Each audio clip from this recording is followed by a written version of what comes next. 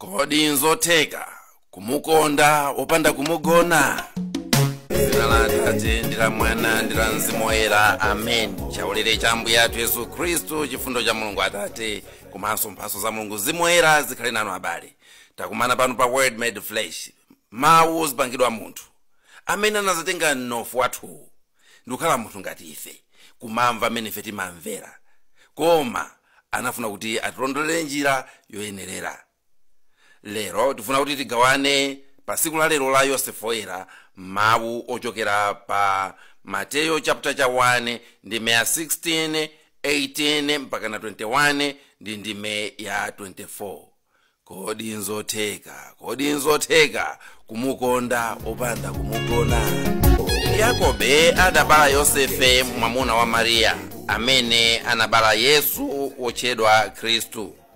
Kubadwa kwa Yesu Kristu kudatere. Amayi wake Maria anafunsidwa mbeta ndi Yosefe, koma asanatengane Maria anapezeka ali ndi pakati mwa mphamvu za Mzimu Woyera. Mwamuna wake Yosefe anali munthu wokonda chilungamo, koma sanafune kunchititsa manyazi poyera.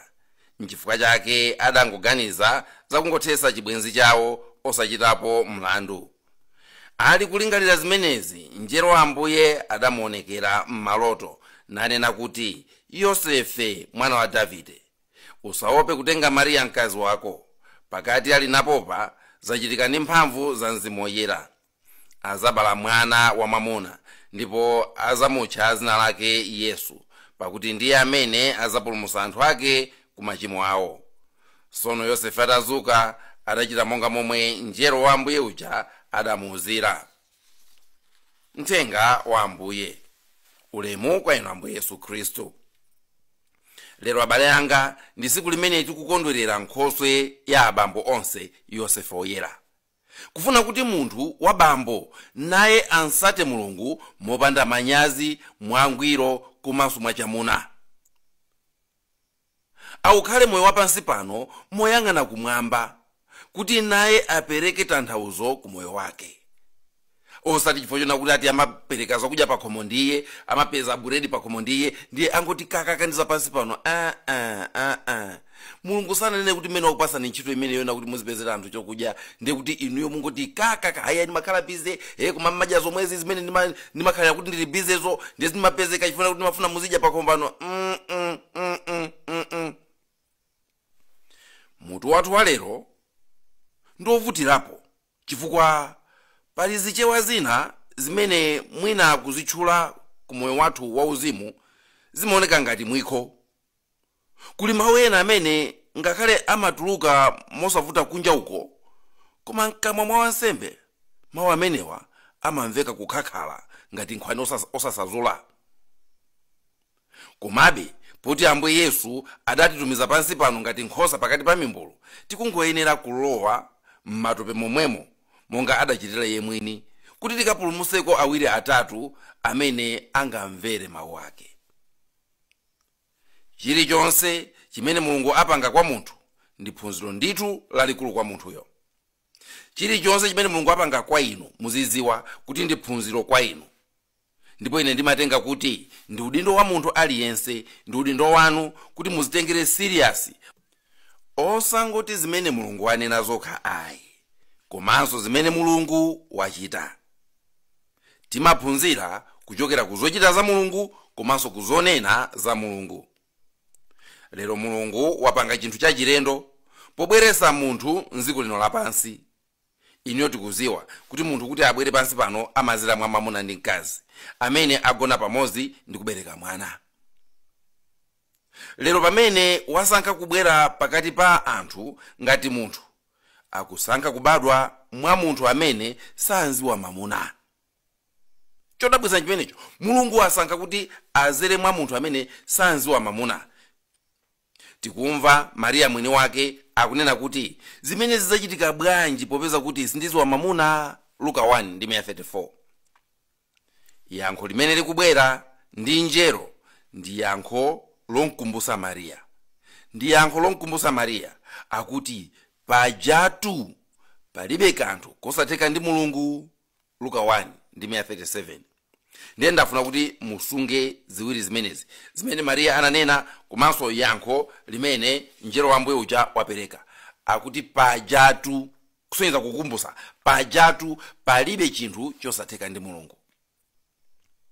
Nkhani yonse ya Ambuye Yesu, zochitika zonse za moyo wa Ambuye Yesu zinapangidwa kuti zizitiyankhula ifeyo, zinapangidwa kuti zizikuyankhulani inu. Ziziyankhula ku moyo wanu, ziziyankhula ku moyo wanga, komanso chikhalidwe chathu ngati mtundu.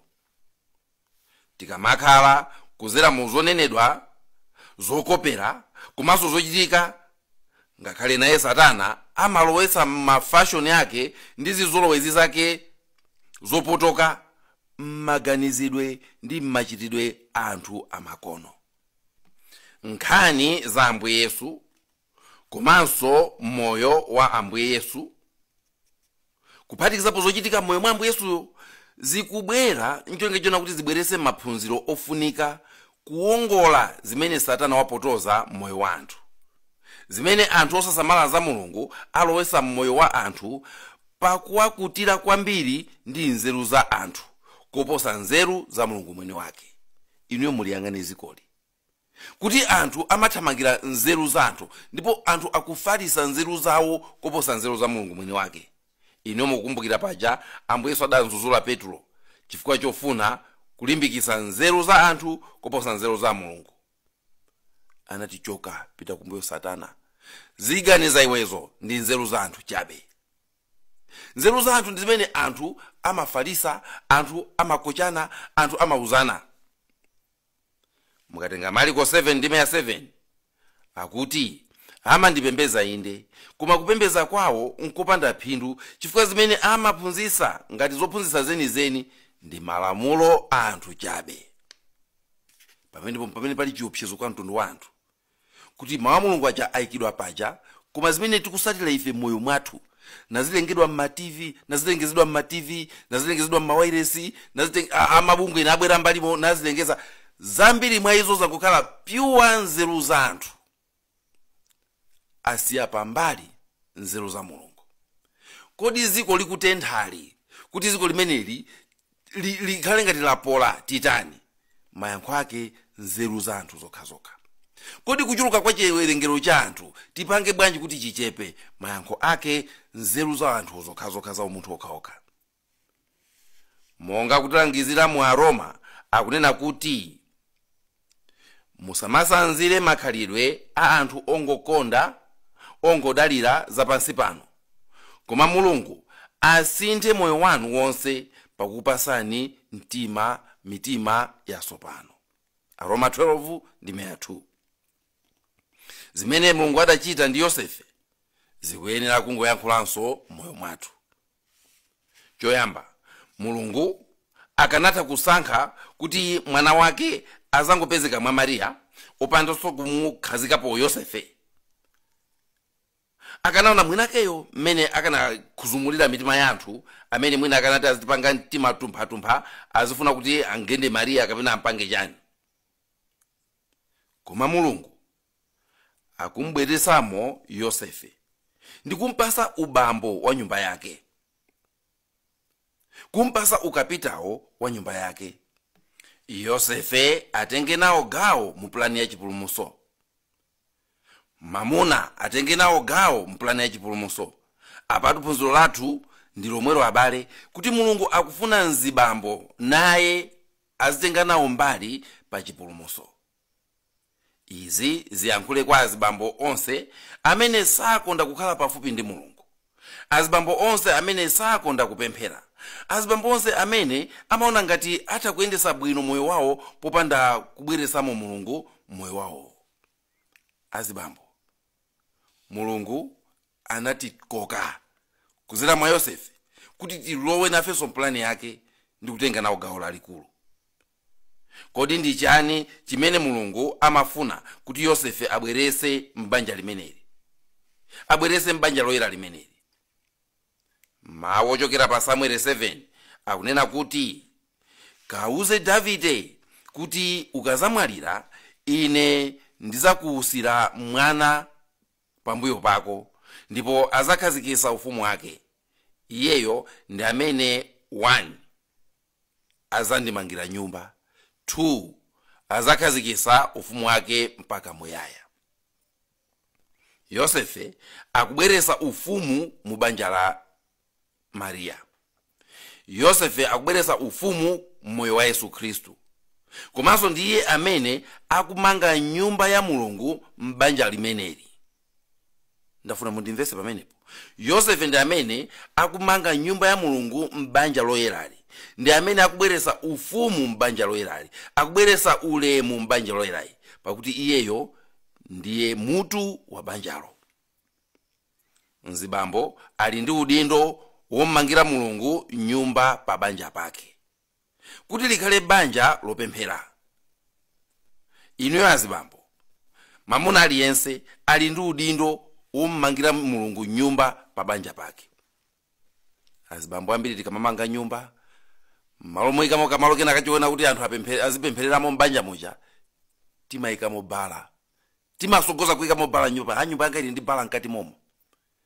Ngati mzibambo choyambira chimene nena kugeza nchiona kuti Mulungu anandikodola ndi kundipasa gawo lalikulu, udindo wosamalira mbumba yake. Choyamba ndimmangire kachipinda, ndimmangire nyumba mwangamo.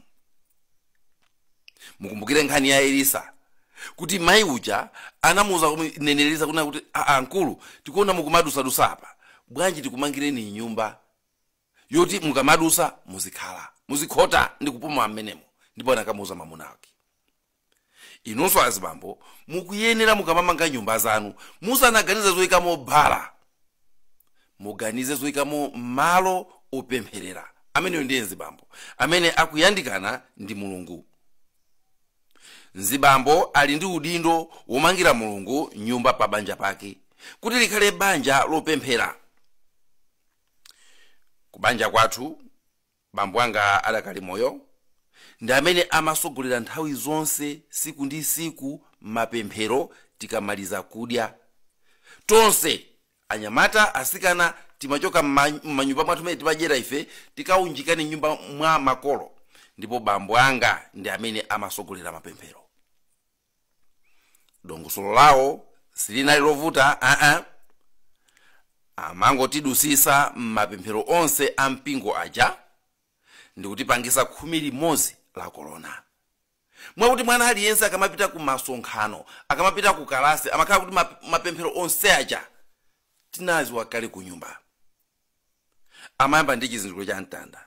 Zina la Atate ndi la Mwana ndi la Mzimu Woyera. Amen. Ndafuna ndikupaseni dongosolo limene amagwisa iwo ntchito kuti muone kuti sikuti linali lovuta iyayi, limene inunso mutakulitenga ngati bambo ndikumapanga nyumba mwanu siku lina lililonse. Ndafuna ndikulawiseni mmene mapemphero amamvekera nyumba imeneyi, imene mamuna wa nyumbamo, bambo wa nyumbamo anatenga kuti ndi udindo wake una kuti amangire Mulungu nyumba pa banjapo, ampange Mulungu akhazikise ufumu wake pa banjapo.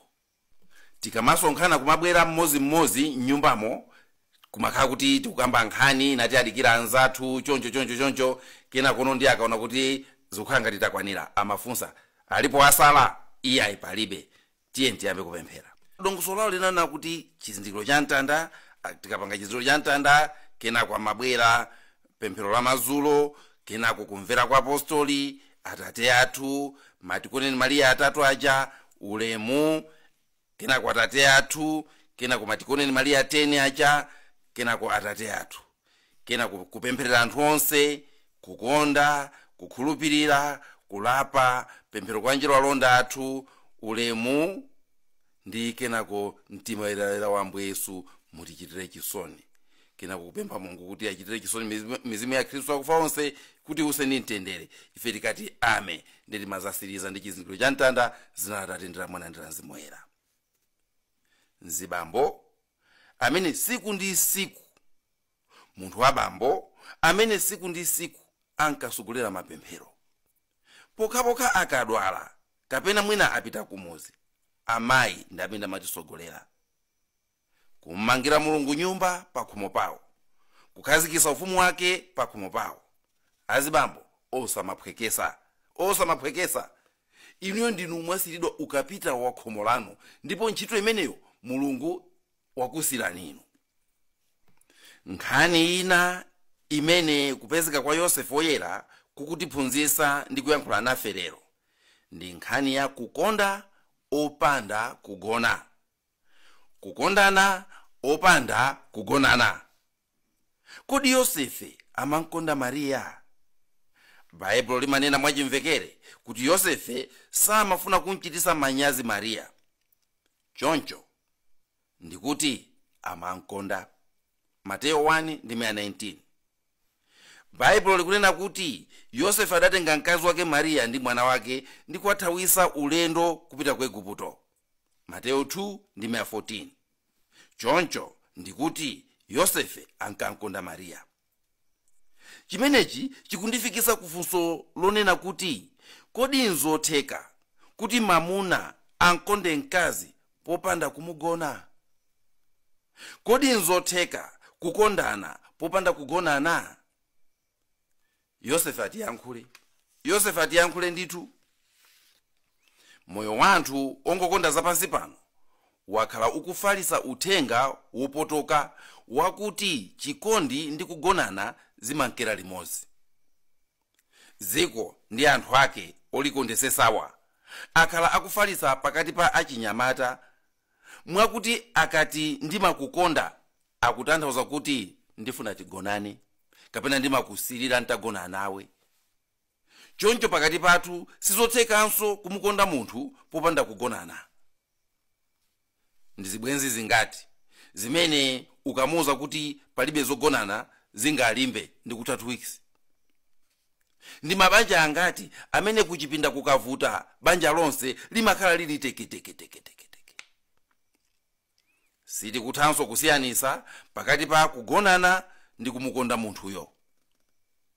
Kungomukonda iye chifukwa ndi iyeyo. Kungomukonda chifukwa chona kuti iweyo wasankha kuti nzanga woyenda naye moyo wathu uno ndi uyu ndipo ndikunkonda. Kulephera kumeneku ndi kumene kukutipangisanso kuti anthu azilephera kukhululukirana akakhala kuti wina wagwidwa ndi chigololo kapena wamveredwa. Chifukwa chona kuti anthu akukanika kunena kuti asiyanise ziwirizi. Kumaona ngati kunena kuti ngati umandikonda tikuyenera kugonana. Nzomwezo zimene zipangisa kuti anthu azitha kugonana koma nasakondana. Yosefe atiyankhule. Anakondana ndi Mariya popanda kugonana. Kungoyendera limodzi mmoyowu. Kulephera kwathu ndikomweko kumene kumapangisa kuti kuthandizana kwabwino kumene kumayenera kukhalapo pakati pa mwamuna ndi mkazi ngati anthu. Kuthandizana kwabwino kumene kumayenera kukhalapo pakati pa mnyamata ndi msungwana ngati anthu zimativuta.